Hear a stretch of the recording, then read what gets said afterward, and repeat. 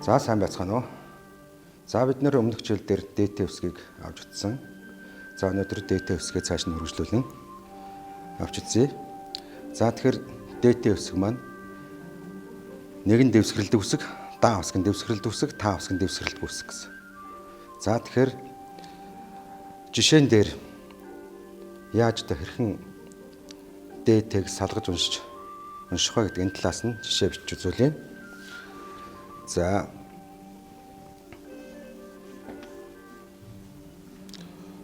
бороо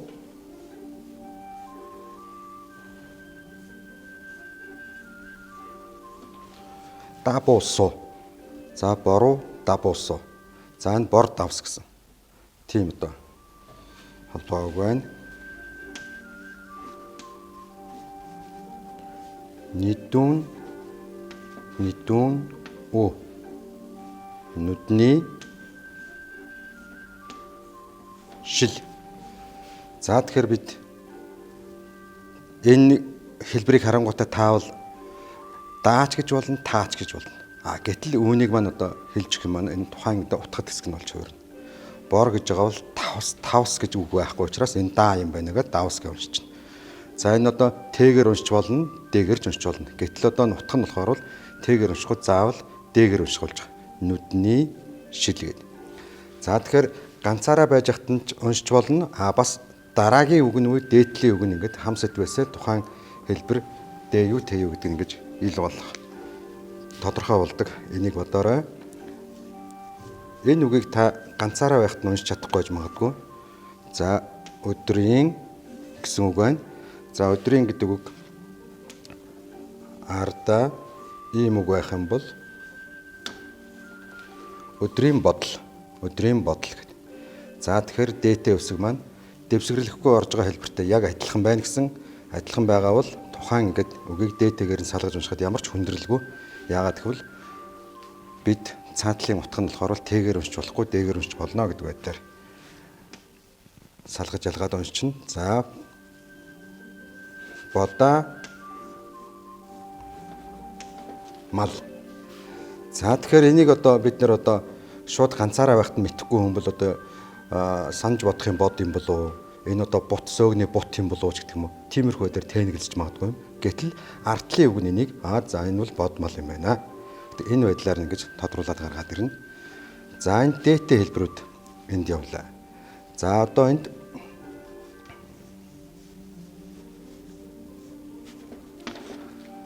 танил.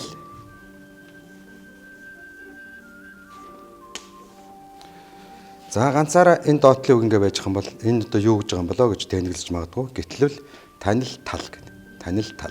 Тухайн дээдлэг үг нь.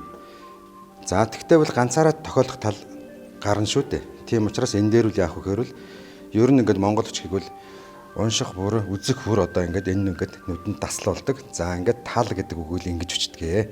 Тэгэхээр нэг зүйлийг одоо мэдээллийн чанартайгаар санамжуулгаж хэлье. Нэр үгийг ихэвчлэн одоо орхицоор одоо ялгаж таньдаг.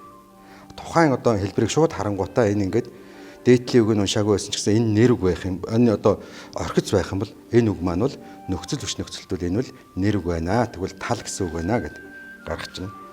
За бид өмнөх одоо эс үсэг дээр авч үзэж байсан. Эс үсэг дээр энэ үгийг за энд болохоор бол шүт гэсэн үг гэж байна. Тэгэхээр бид нэр иш үсэг болохын төлөө энийг и бичээрэй гэсэн, бичээгүй үгээ энэ Т-гийн ард бичээрэй гэсэн. Одоо тэгвэл яг өмнөх тайлбар маань энд ингээд биелэлээ болоод шүт гэдэг үгийг бол нэгэнд таслуулсан болов уу гэж бодож байна. За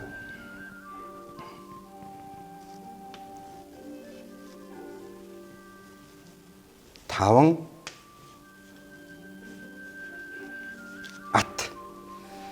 За ингээд тав гэдэг тоог болохоор бол табун гэж үчнэ. Табун гэж үчнэ. За энэ атан тэмээ гэдгийн ат байна. Таван ат гэдэг. За тэгэхээр энэ хэсэгтээ бид юуг харж байгаа гэхээр хэдийгээр ДТ өсөг нь хоорондоо ялгаатай ч гэсэн дэвсгэрэлгүйгээр ялгаатай ч гэсэн яг адилхан байдлаар ингэж бичигдэхэд утгынх нь хэсгээр нь ялгаад ДТ-гээ ялгаж уншиж болдго юм шүү гэдэг талаас нь жишээ бичлээ. За одоо харин нэг зүйлийг энд ганцаараа ийм үг байж байна. Энэ үг байж байна. Тэгвэл энийг хараад та нэгдүгээрт нь энийг мат гэж уншиж болно. Уучлаарай, мат гэж уншиж болно. За нөгөөх нь болохоор бол мэд гэж уншиж болно. За тэгэхээр энийг урд хойдох үгээс нь ялгаж уншина гэсэн үг. Энэ одоо сурч мэдхийн мэд юм уу? Эсвэл ховлож матах гэдгийг мат юм уу гэдэг. Тэгэхээр энэ дээтэй үсгийг болохоор бол хам сэдвээс нь ялгана гэдэг. Энийг нэгдүгээр мэдээлэл өгөх нь хам сэдв. Адилхан үсгийг хам сэдвээс нь ялгана гэсэн. За өөр нэг ялгах юм болохоор юу вэ гэхээр л дэ үсэг дэвсгэрлэн тэ үсэг дэвсгэрлдэггүй гэсэн ялгаа байна. За одоо ингээд хилцүү буюу хэрэглээ гэсэн. За хэрэглээ энэ хэсгийг авч үзье. За тэгэхээр бидэнд дээтэй үсгийг одоо дэвсгэрлэггүй хатуу зөөлөн гэдэг ингэж ангилж байгаа. Тэгвэл хатуу зөөлөн гэсэн энэ сэдв дотор одоо дөрөв нь одоо гарч эхлэх гэж байна. Хатуу дэвсгэрээр төгссөн бол хатуу дэвсгэрээр төгснө гэдэг маань бол Б, Г, Г, Р, С, Д гэсэн үг. Эдгээрээр төгссөн байх юм бол одоо Т ялгалын нөхцөлийн одоо Т хэлбэрийг за тэгвэл Т хэлбэр нь ямар хэлбэр байдгийг гэхээр энд бол дэлгэрэнгүй хэлбэр нь энэ одоо энийг болохоор бол галаглахтаа Р үгэнд тургэн М үгэнд түргэн. За мөн хураангуй хэлбэр нь туу. За мөн одоо галаглахтаа Р үгэнд туу М үгэнд түүгэн. За тэгвэл энэ бол юуны нөхцөл үг гэхээр энэ бол Т ялгалын нөхцөл. Тэгэхээр эдгээр Т ялгалын нөхцөлийг тухайн үгнээс нь салангаж өчөх ёстой. Тэгвэл хатуу дэвсгэр буюу эдгээр гүйвэлчээр төгсөөгийн араас тэрхүү одоо өг горшихын Т ялгал. Өг горшихын Т ялгал орох нөхцөлд яаж үчдэг юм бэ гэдгийг авч үзье. За бид мэднэ өмнөх хичээл дээр үтсэн ард гэдгийг ингэж үчнэ. Ард гэдгийг ингэж үчнэ. За тэгэхээр ардад гэж байх юм бол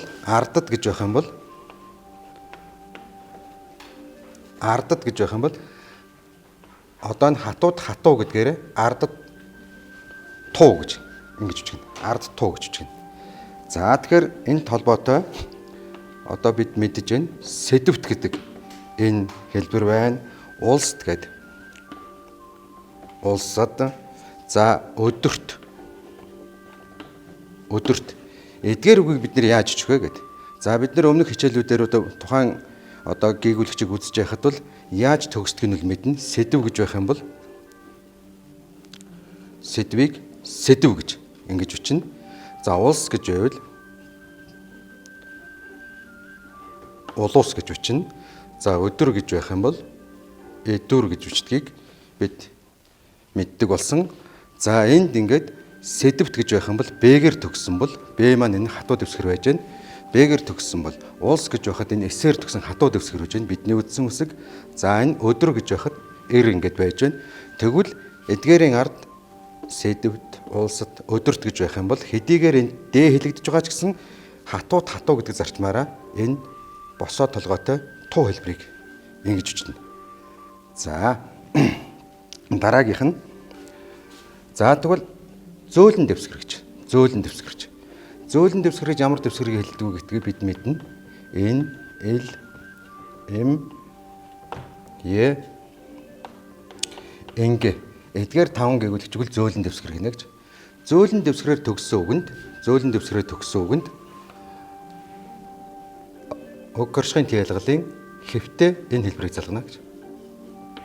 Дур гэсэн хэлбэр. За энэний маань хураангуй хэлбэр нь ихвчлэн хэрэглэн дээр энэ хэлбэрээр явдаг учраас за үүнийг галаглахтаа Р үг байх юм бол дуу, М үг байх юм бол дүү гэж галаглана гэж. За энд ямар үг байх вэ гэхээр л одоо бид нэр үгээ биччихье. Малд нүдтэй гэх юм бол одоо өг горшихын Т ялгалын энэ Д залгана. Малд. За номд мэргэн гэж байвал мөн одоо энэ Д залгагдана.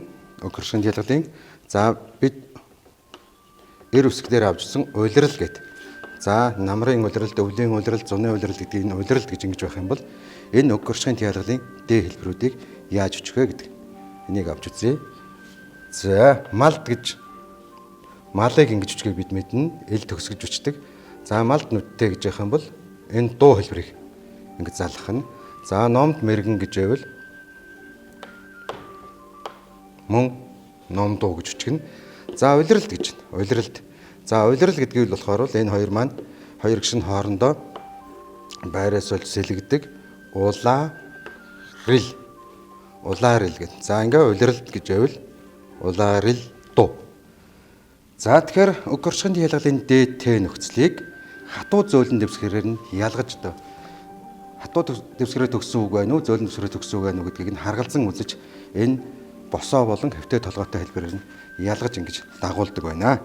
За тэгэхээр бидэнд энд өмнөх хичээлүүдээр ч гэсэн авч үздэг Т ялгалын нөхцөл, нэрийн нөхцөл энэ бүхнийг тухайн үгээс нь салангад хүчнэ гэдэг энэ зарчим байна. Гэтэл харин орчин цагийн монгол хэлд буюу бидний одоо кирилл бичигт энэ одоо нөхцлүүдийн бүгдийг тухайн үгэнд нь л заалгаж бичдэг. Тэгэхээр монгол бичгийн нэг үндсэн зарчим болохоор нэрийн нөхцөлийг бүгдийг салангад хүчнэ гэсэн үндсэн зарчим байдаг. Энэний дагуу бичигдэж байна гэж ойлгох хэрэгтэй. За өөр нэг хэлбэр байна. Энд ууд гэсэн хэлбэр. Уудын хоёр зэрэг байна шүү дээ. Энэ ууд гэдэг маань бол олон тооны нөхцөл. Олон тооны нөхцөл. За энэ одоо малууд, номууд гэдгийн ууд гэсэн үг. За тэгэхээр энэ нөхцөлийг одоо эн гэдэг гээгүүлэгч. Эн гэдэг гээгүүлэгч бол одоо энэ бид мэднэ. Он гэхэд ордог. Эн, онон гэхэд ордог. Эн. Эннээс бусад гээгүүлэгчийн араас. Энээс бусад гээгүүлэгчийн араас энэ хэлбэрийг залгана. Тэгвэл энэ хэлбэр маань монгол бичгээр яаж үчигдгийг хэрвэл ингэж үчигдэнэ. За энд хоёр уугаар ингэж одоо шууд кириллээр ингэж гарч ирдэг бол энд бол уу байна.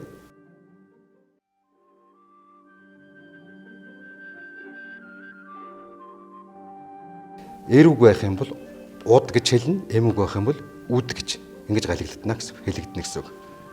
За энэ ууд гэдэг хэлбэр маань одоо ингэж хоёр уутай байдаг бол энд монгол бичгээр бол нэг уутай байна. За тэгэхээр нэг уутай бичдгийн учир нь болохоор эхлээд уу бичсэн бол дараа нь гүйвлэгч явах хэрэгтэй гэдгээр энэ үл дэ өсөх байна гэсэн үг.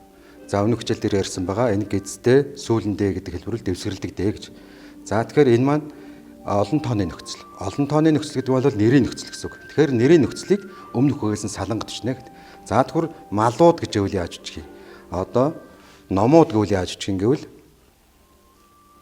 мал ууд. За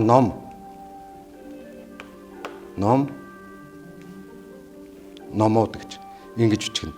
За тэгэхээр энэ гээгүүлэгч нь эн гэдэг сүүл энер төгснөөс бусад бүх гээгүүлэгчийн араас энэ ууд гэдэг олон тооны өсөлтийг дагуулна гэж ойлгоорой.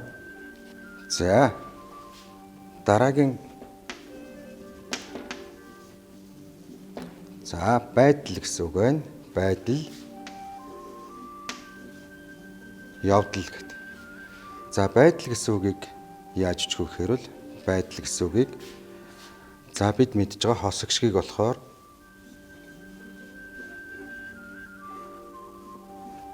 байдал. За тэгэхээр энэ далдал гэсэн энэ хэлбэрийг явдал, суудал, байдал гэдэг энэ далдал гэсэн хэлбэрийг шууд байгаагаар нь ингэж бичнэ гэсэн байдал. Тэгвэл явдал гэдгийг тийм ээ бид нар бүх үсгийг мэдж байгаа. Яв гэдгийг ябуу гэж бичдэг. Ябуу. За ингээд явуудал гэдэг. Явдал, суудал гэдэг. Тэгэхээр эндээс нэг зүйлийг л ажиглах хэрэгтэй. Яв гэдэг үгийг яаж бичиж яана тэрний араас л орно. Түүнээс ч одоо бидний нөгөө нэг кирилл бичгтэй адилхан одоо энэ их шиг одоо бичигдэхгүй ч гэдэг юм тийм байхгүй. Язгуур одоо ер нь ингээд бүтээврийн бүцэд ямарваа нэгэн өөрчлөлт орохгүй. Тэр ингээд хэлбэрүүд цаашаа ингээд шууд залгагдаад явдаг юм шүү гэдэг. Харин энд одоо ийм үг байж байна. Эртэл за ингээд сонстол гэдэг. За тэгвэл одоо эртэл сонстол гэдэг үг одоо яаж бичих вэ гэхээр за би ингээд камерт харагдах байдлаар эртэл гэдэг. За тэгвэл одоо ингээд харахад бол ДТ хоёр маань бол адилхан байдаг. Тэгэхээр энэ хоёр маань одоо ялгаа байна уу гэдэг энэ талаас ингээд харж үгүй. За эртэл гэдгийг ир. За ингээд далд тэлийн болохоор бол орхиц байхгүй. За ингээд тал тэлийн болохоор бол ингэж орхицтойгоор ялгаж өгдөг. Эртэл гэдэг. За угтхын тал тэл гэдэг үйлийн нөхцөл байна. За сонсдол гэж явах юм бол сонсдлыг бид мэдж байгаа. Сонсхийг болохоор соннус гэж бичнэ. Соннус. За тэгээд шууд орлоо. Шууд залгагдана.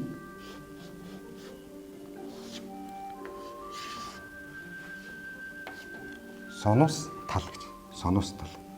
За тэгэхээр бид бүхэн эндээс юуг одоо ялгаж салгаж харах хэрэгтэй гэхээр бол энэ далд тэлийн байгаагаар нь ингэж бичдэг юм байна. Энэ хэлбэрийг харин тал тэл гэсэн энэ хэлбэрийг болохоор бол энд орхицоор ялгаж ингэж гаргаж өгдөг юм байна гэдэг. Эндээс одоо ялгаад салгааг нь ойлголоо. За дээтэй үсгээр бас нэг одоо нэг хэлцүү хэлбэр байна. За тэр хэлцүү хэлбэр болохоор Д гэдэг энэ олон тооны нөхцөл. За баяд, ноёд, за иргэд тийм үү? Энэ одоо Д хэлбэр. Тэгвэл энэ Д хэлбэрийг монгол үчгээр өчгтэй яг одоо нэг дэвсгэрсэн Д хэлбэрээр өчнө. Дэвсгэрсэн Д хэлбэрээр өчнө. За бидний мэддэг үсэг байж байна. Одоо баян гэдгийг ингээ өчнө. За баяд болох юм бол төгсгөлийн энэ хасагдаад баяд гэдэг. Баяд. За тэгвэл ноён гэдэг үг байна. Ноён гэдэг үгэн дээр олонтоо болох юм бол ноёд гэдэг ингээ өчнө. Тэгэхээр эндээс нэг зүйлийг ойлгох хэрэгтэй. Та монгол үчгээр өчнө гэдэг бол би олон тооны Д бичиж байна уу? Өөр юмны Д бичиж байна уу? Уг хөршгийн хялгалын Д бичиж байна уу гэдгээр ингээд танаас жоохон хэлзэн одоо боловсрол шаардна. Тэгээд ирэхээр бол энийг бол заавал тэр одоо Т ялгалын Д байна, олон тооны Д байна гэж дандаа бодох ёсгүй. Эхлээд энийг ингээл хэвшчих юм бол одоо энэ маань ингээд бол өөрчлөн ингээд тогтчдөг юм а гэдгийг хэлэх байна. За Д-тэй үсгийг бид бүхэн хэлзэн хэлбэрүүдийг салангат байдлаар нь яаж одоо бичдэг юм бэ гэдгийг авч үзсэн бол өгүүлбэрт хаана одоо яаж утга хэсгээр илэрч гарч байна гэдгийг бичиж үзүүллээ. Үүнийг тайлбарлая. За ардын дунд нэрээ бодоо гэсэн ийм өгүүлбэр. За ард гэдэг маань бол дэвсгэрлэж, үгийн хандах дэвсгэрлэж ордог гэж мэдж байгаа бид. За гівчэр төгсгөөний дараа Т ялгалын ардуун гэдэг энэ хэлбэрийг заалгана. За думд гэдэг. Энэ дунд гэдэг бол одоо орчин цагийн монгол хэлэнд буюу кирилл бичгтвэл энээр бичгддэг. Гэтэл монгол бичгтвэл энэ думдаа гэж ингэж бичдэг байна. За энэ гэцгийг харж байгаа бол энэ гэцэг маань нэм өсөг гэсэн думдаа гэдэг. Энийг тэгээд нүдлэн тогтоогоод байгаарай. За нэр гэдэг. Нэрээ бод гэж. За энэ нэрийг хэрвээ ингэж орхицгүй өччих юм бол олон тооны нар болно гэсэн. Хэрвээ ингэж эрийг сүултээ ингэж өччих юм бол энэ маань тэнгэрийн нар болно гэсэн. Тэгэхээр нэр гэдгийг нэрээ гэдэг. За гişгэр төгсгөөний дараа хамаатуулахын баан бай нөхцөлийг салангад өчнэ гэдэг. За хичээл бүр дээр хэлж байгаа нэрийн нөхцлүүдийг бүгдийн тухайн үгээс нь салангад өчнэ. Энэ юунаас ялгаатай гэхээр бол кирилл бичгээр нэрийн нөхцлүүд бүгд язгуур хөхтэйгээ хамт байдаг бол монгол бичгээр нэрийн нөхцлүүдийг бүгдийг салангад өчтэй гэдэг. За бод гэсэн үг байна. Бод гэсэн үг. Бид бүхэн тайлбарлаж авч утсан бод мал гэвэл одоо энийг сүүлээр өччихсэн бол одоо мэдж санах, бодох гэдэг энийг үгийг болохоор бодуу гэж ингэж уугаар төгсөж бичдэг байна. Надаа дуу гэдэг. За тэгэхээр одоо бид хэлээгүй байж байна. Энэ над гэдэг маань одоо бол сүүлээр төгсөж байна. Надаа гэдэг сүүлээр төгсөж байна. За тэгвэл энэ ихшгээр төгсөж байна гэсэн үг. Ихшиг болон зөөлөн дэвсгэрээр төгссөн үгийн араас энэ дуу бичнэ гэж. За бид нар энэ дууг болохоор хаана бичих вэ гэхээр налмайн гэдэг тэр зөөлөн дэвсгэрийн араас одоо орно гэж үздсэн бол мөн зөөлөн дэвсгэрээр нэмэгдээд ихшгийн дараа бас энэ дуу хэлбэрийг орно. Надад орос номууд буй. За номууд гэж байна. За сүүл энээс бусад бүх гэгүүлэгчийн араас энэ хэлбэрийг залгана гэж. За энд маань ном гэд эр их шиг байгаа учраас ард талд байгаа энэ хэлбэрийг уд гэж уншина гэсэн. Ном уд. За тэгэхээр энд кирилл бичгээрээ болохоор хоёр ут давхарлаж бичдэг бол энд бид нар нэг утаа бичсэн байна. За энэ ингээд энийг хэрвээ ингэж бичдэг одоо багчуул одоо эргэжтэйчүүл энэ төр гэж байх юм бол энд болохоор уул гэдэг ингээд чуул гэдэг ингээд уул гэдэг хоёр давхарлаж бичдэг бол одоо яг түүнийхээ зарчмаар явах юм бол энд 3 гэц давхарлах ажил гарна. Тийм учраас бид өмнөх хичээл дээр ярьжсэн 3 шил нэг дор орох юм бол нэг нь хураадаг, 3 гэц нэг дор орох юм бол нэг нь гээдэг гэдэг зарчмаараа энд зөвхөн У Д гэсэн.